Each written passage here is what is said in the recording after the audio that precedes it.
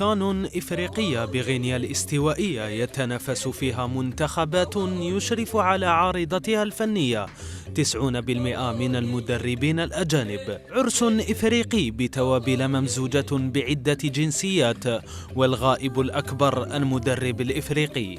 16 منتخبا يخوض غمار أغلى بطولة قارية في نسختها 30 بقيادة 3 مدربين فقط من القارة السمراء، وهم إفرايم شايكس ماشابا جنوب إفريقيا، وأونوريانز زامبيا، وفلوران إيبانجي جمهورية الكونغو الديمقراطية.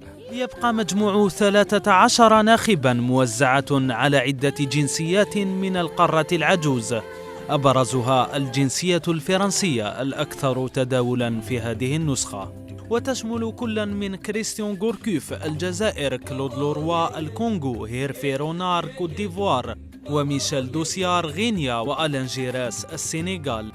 لتليها الجنسيتين البلجيكية جورج ليكانس تونس، وبول بوت بوركينا فاسو، والبرتغالية روي أجواس الرأس الأخضر، وجورجي كوستا الغابون. كما ستكون كل من ألمانيا وإسبانيا وبولندا ممثلة تبعا بمدرب وحيد، ويتعلق الأمر بكل من فولكلر فينكا الكاميرون، أندوني جيوكيتشيا غينيا الاستوائية، وهنري كاسبارزاك مالي. يبقى السؤال المطروح: هل غياب الكفاءات الإفريقية هو ما يحفز هذه الفرق الوطنية على الاستنجاد بالقدرات الأجنبية؟